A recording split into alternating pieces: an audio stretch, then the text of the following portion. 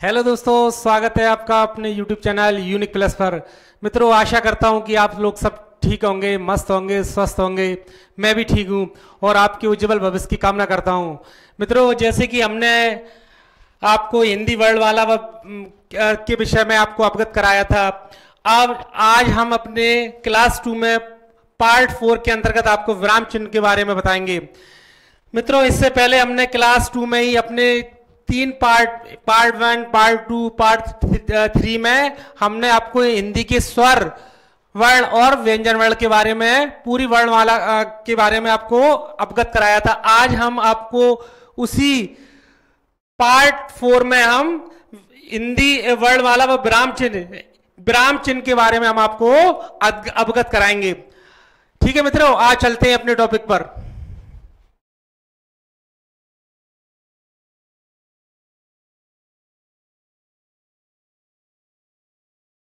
मित्रों, विराम चिन्ह पर बात करने से पहले एक दृष्टि इस पर भी।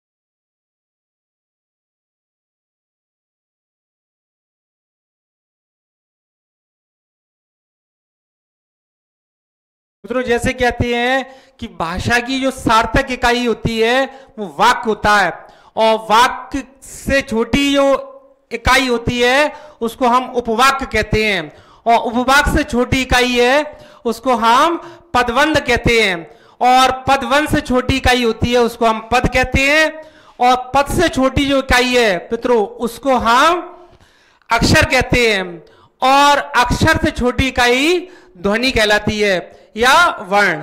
ठीक है, इसको हम आपको क्रम से लिखाते हैं।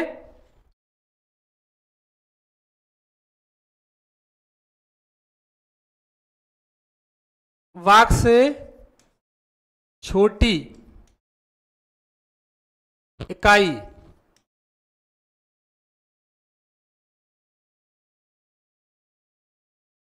उपवाक,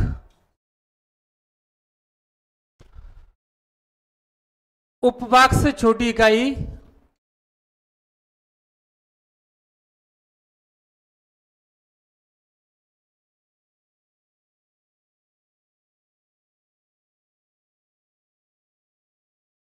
पदबंध,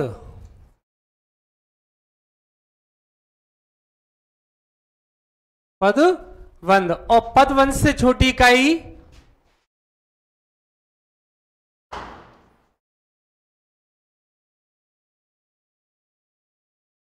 छोटी इकाई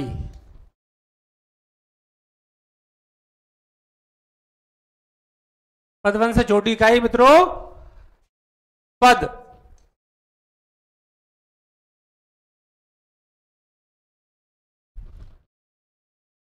और पद से छोटी इकाई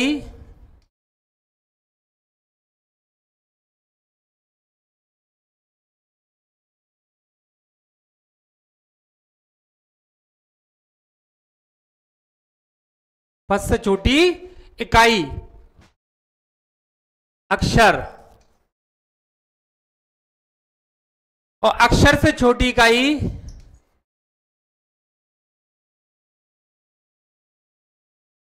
छोटी इकाई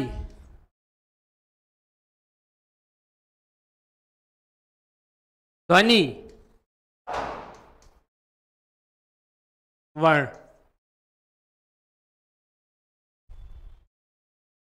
मित्रों, एक बार हम दोबारा से आपको अवगत कराते हैं इसके विषय में।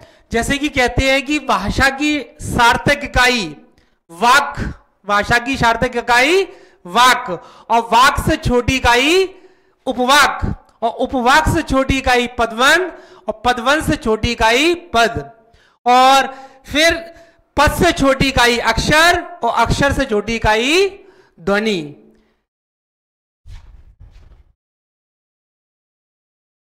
जैसे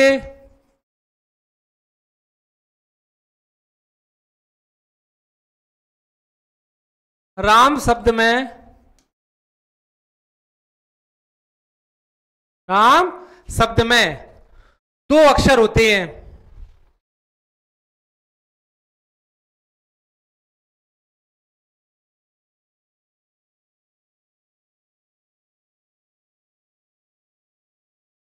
रा और मा, दो अक्षर।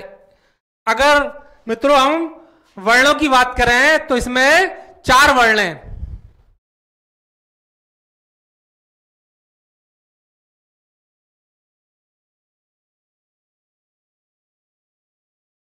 वर्णों की संख्या चार है, चार है। जैसे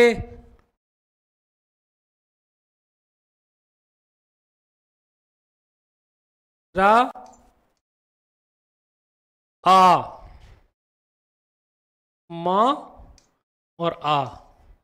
ये मित्रों जैसे कि रा, आ, म और आ, ये जिस तरह से मित्रों राम शब्द में दो अक्षर होते हैं, रा और मा, और इसमें अगर वर्णों की संख्या को लेकर बात करते हैं तो चार हैं। जैसे रा, ये हलंत, फिर आ, फिर नीचे इस पर हलंत, फिर आ। ठीक।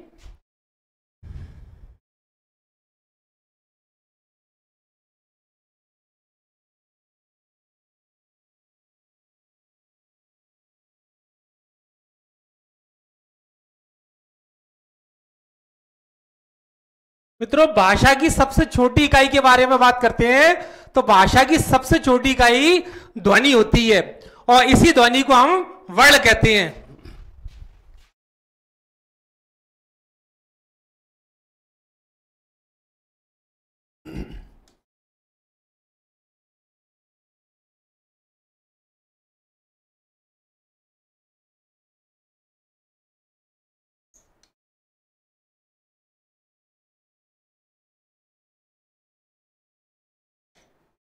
और ध्वनि को ही वर्ण कहा जाता है।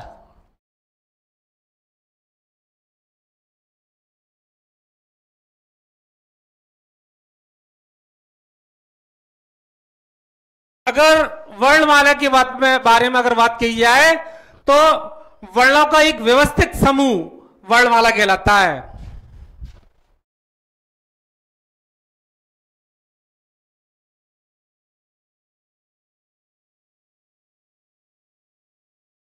वर्णों के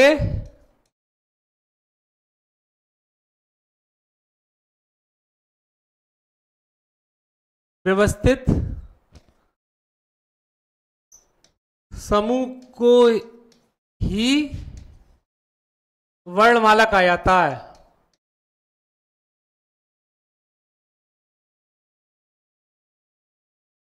जाता है। मित्रों अब विराम चिन्ह को लेकर हम बात करते हैं। जैसे कि हमने आपको अभी बताया था कि विराम चिन्ह क्या है, अब विराम चिन्ह के बारे में हम आपको यहां पर अवगत कराते हैं।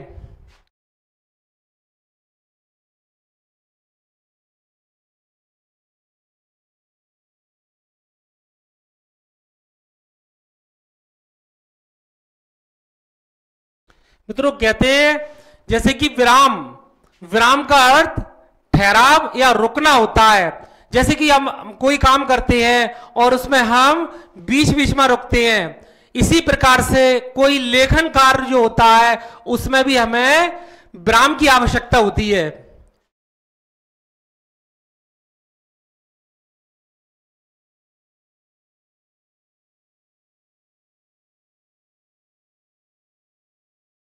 विराम का अर्थ ठहराव, ठहराव या रुकना है।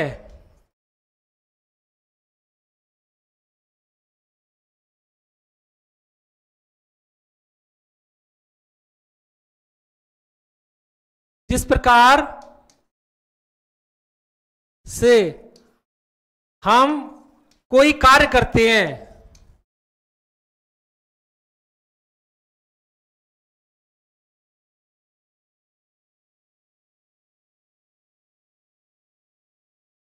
तो हमें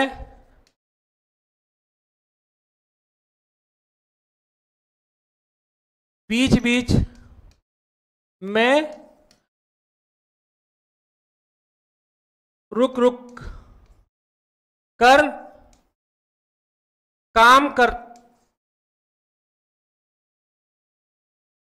करते हैं।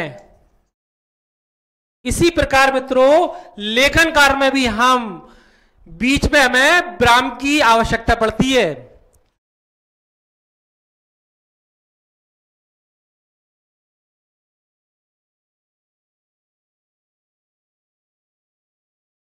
लेखन कार्य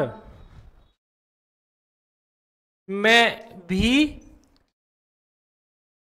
विराम की आवश्यकता पड़ती है।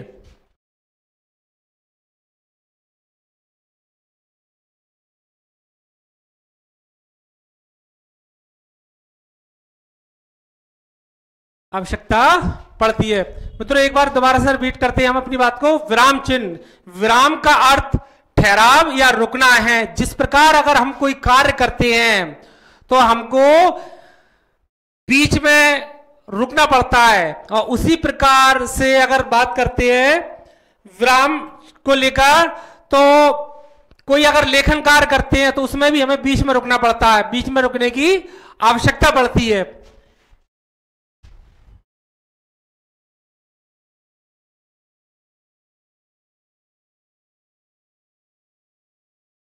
अगर बात करते हैं मित्रों तो श्री कामता प्रसाद गुरु जी ने विराम चिन्ह को अंग्रेजी से लिया हुआ माना है।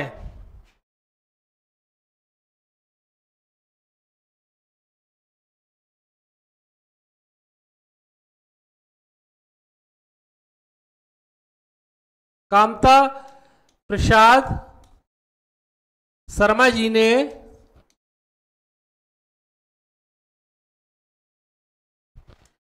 विराम चिन्ह को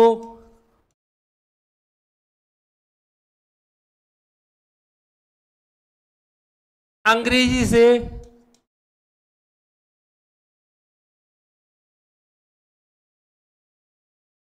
लिया हुआ माना है।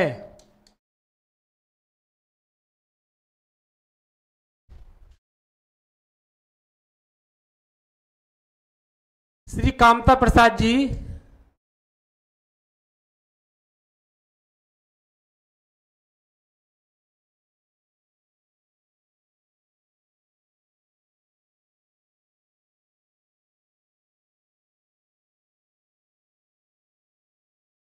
श्री कामता प्रसाद जी पूर्ण विराम को छोड़कर बाकी सब विराम चिन्हों को अंग्रेजी से संबंध मांगते हैं। कामता प्रसाद जी पूर्ण विराम को छोड़कर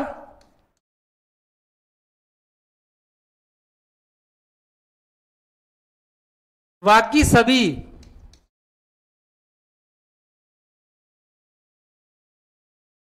विराम चिन्हों को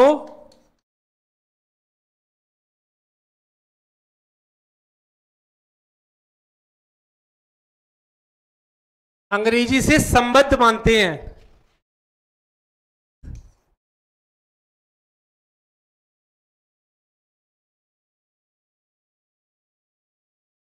संबद्ध मानते हैं।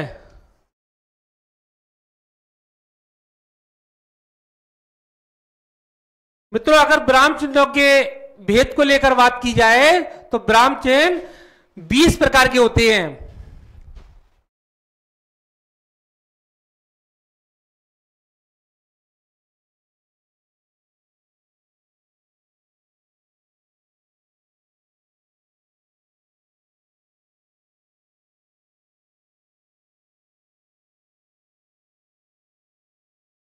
श्री कामता प्रसाद गुरु ने विराम चिन्हों को 20 प्रकार का माना है। जैसे कि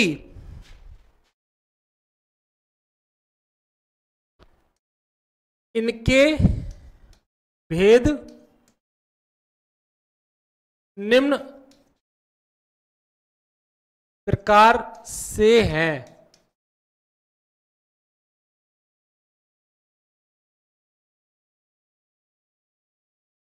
जैसे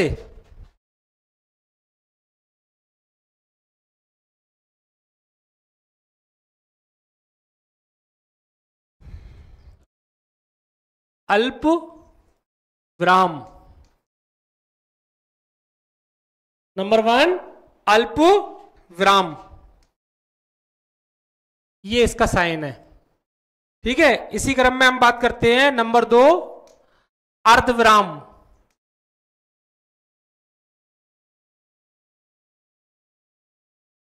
अर्धविराम ये। नंबर 3 पूर्ण विराम,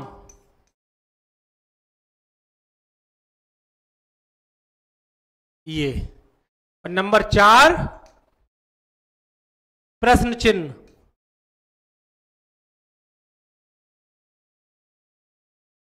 प्रश्न चिन्ह, ये साइन। नंबर 5 पर बात करते हैं मित्रों।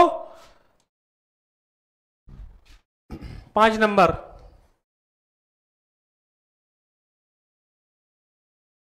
आश्चर्य चिन्ह।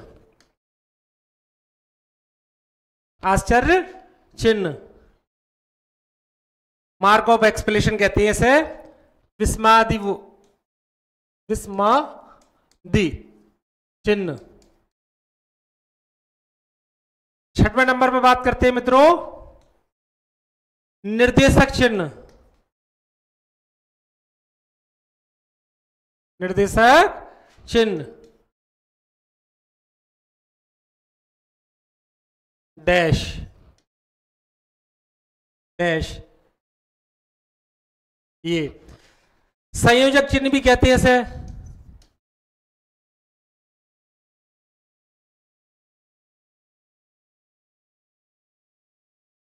संयोजक चिन्ह भी बोलते हैं इसको, और सामासिक चिन्ह भी कहा जाता है।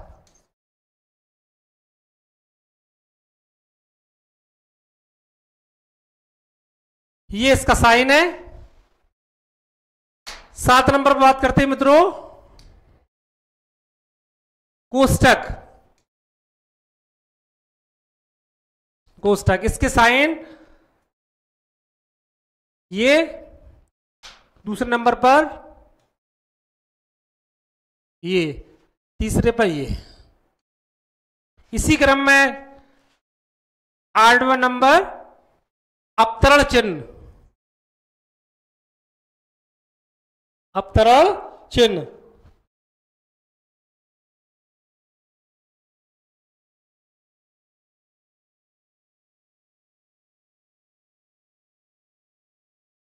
ये। इसको हम उद्धरण चिन्ह भी कह देते हैं।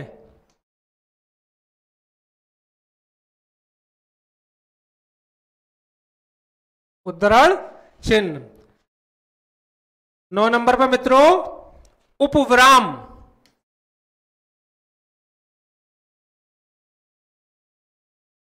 अपूर्ण विराम।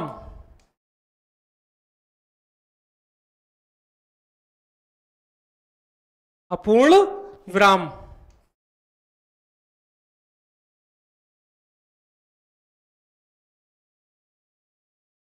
इसे गुरु विसर्ग के समकक्ष मानकर मान्यता देने की बात करते हैं। इसे गुरु जी विसर्ग के समान मानकर के समान मानकर मान्यता देने की बात करते हैं। देने की बात करते हैं।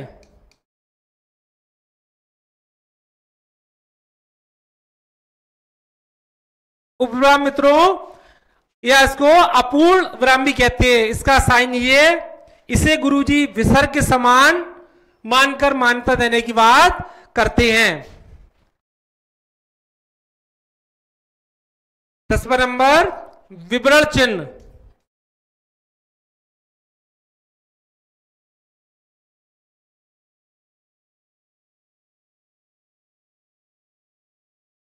विवरण चिन्ह, इसी क्रम से 11वां पुनरुक्ति सूचक चिन्ह।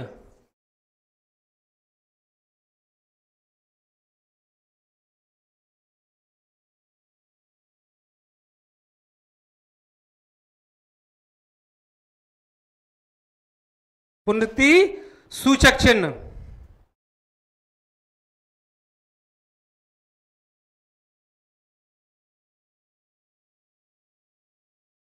नेक्स्ट बात करते हैं 12वां नंबर, लाघव चिन्ह।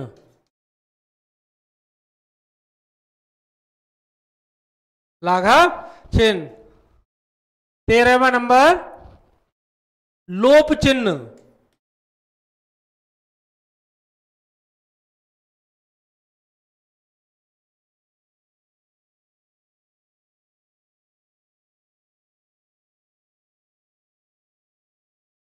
ये इस तरह से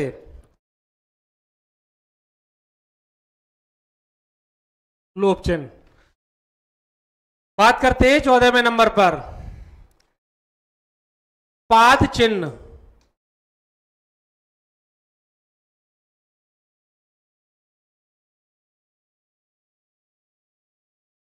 पाद चिन्ह।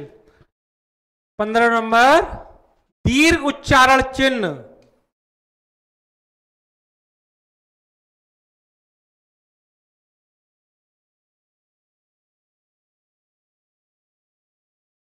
दीर्घ उच्चारण चिन्ह।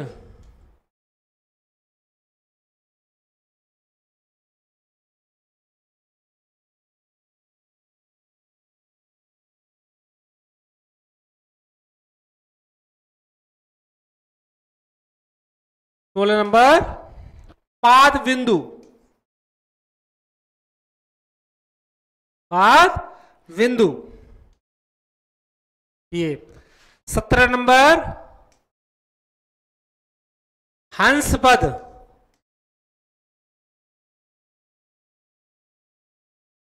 हंस पद। और 18वां, टीका सूचक। टीका सूचक।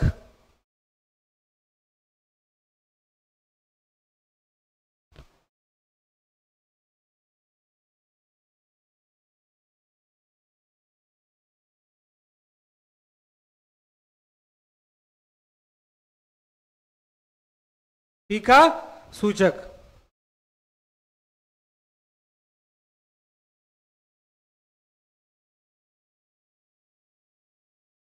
ये बात करते हैं मित्रों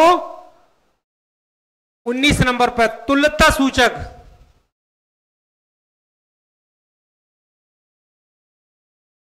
सूचक, तुल्यता सूचक।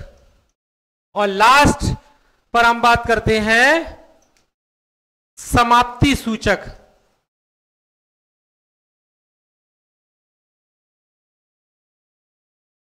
समाप्ति सूचक चिन्ह।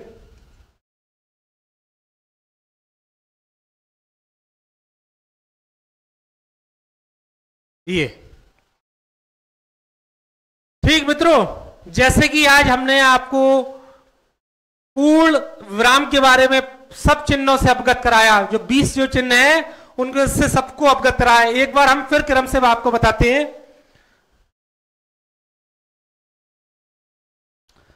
मित्रों, जैसे कि विराम चिन्हों के भेद को लेकर बात करते हैं तो इसके निम्न प्रकार, इसके भेद निम्न प्रकार से है। जैसे कि और कांता प्रसाद गुरु जी ने इसके भेद 20 बताए हैं, जो क्रम से इस प्रकार है। जैसे नंबर 1 पर अल्पविराम, नंबर 2 अर्धविराम, 3 पर पूर्ण विराम और 4 पर प्रश्न चिन्ह,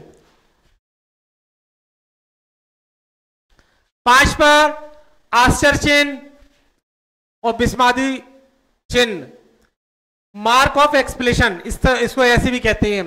दूसरा निर्देशक चिन्ह डैश, इसको हम संयोजक चिन्ह भी कहा जाता है और सामासिक चिन्ह भी बोलते हैं। 7वां नंबर कोष्टक चिन्ह, ये इसके साइन है। 8वां अवतरण चिन्ह और उसको हम उद्धरण चिन्ह भी बोल देते हैं।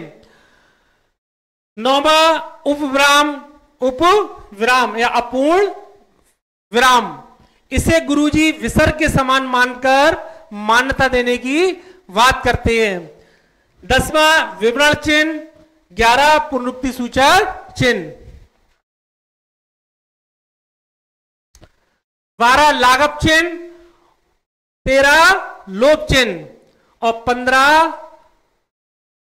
14 पाद चिन्ह, 15 दीर्घ उच्चारण चिन्ह, 16 पाद चिन्ह, 5 बिंदु, 17 हंसपद, 18 टीका सूचक, ये सब इसके साइन है। और नेक्स्ट 19 तुल्यता सूचक, लास्ट समाप्ति सूचक।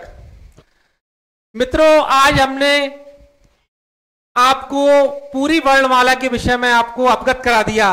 वर्णमाला को लेकर हमने आपको वर्णमाला और वर्ण विचार को लेकर हमने आपके हिंदी के स्वर वर्ण के बारे में बात की, व्यंजन वर्ण के बारे में बात की थी, और हमने आज आपको विराम चिन्ह के बारे में भी बताया। मित्रों, अब जो हम आपको नेक्स्ट वीडियो में जो मिलती हैं वो हम इसी वर्णमाला को लेकर आपके सामने प्रैक्टिस सेट लाएंगे, वर्णमाला को। इसलिए आप लोग सब जितना भी हमने पहले वीडियो कराए उनका आप गहन अध्ययन करें और अच्छी तरह से उसको पढ़ लीजिए, जिससे कि आपको प्रैक्टिस सेट करने में कोई प्रॉब्लम ना हो और आप अच्छे से अच्छा परफॉर्मेंस दे सकें। आज हमारी वर्णमाला पे पूरी वर्णमाला और वर्ण विचार पर पूरी बात हो चुकी है, ठीक है। और जितने भी हमने नेक्स्ट जो वीडियो डाले अपने क्लास 2 में, क्लास पार्ट 1, पार्ट 2, पार्ट 3 और पार्ट 4 में, तो उनका सबका आप गहन अध्ययन करें, ठीक है। और फिर हम आपको प्रैक्टिस सेट के बारे में बताएंगे। मित्रों, देखो, कोई भी काम करो पूरी लगन से, मेहनत से, निष्ठा से अपना कोशिश करें, सफलता आपको जरूर मिलेगी। तो सफलता कहते हैं कि सफलता एक दिन में नहीं मिलती है, लेकिन एक दिन जरूर मिलती है। इसलिए आप हमेशा अपने काम के प्रति हमेशा निष्ठावान रहें और कोशिश करते रहें कि लगातार अपने आप को ऊंचाइयों पर ले जाएं। और आप बिना मेहनत के कुछ इस दुनिया में है नहीं, बिना मेहनत के कुछ भी नहीं मिलता है। कहते हैं कि परों को खोल जमाना उड़ान देखता है, परों को खोल जमाना उड़ान देखता है, जमीन पर बैठ करके आसमान देखता है। यहीं पर बेटा मिलता हूं मैं आपको अगले वीडियो में। जब तक के लिए जय हिंद, जय भारत।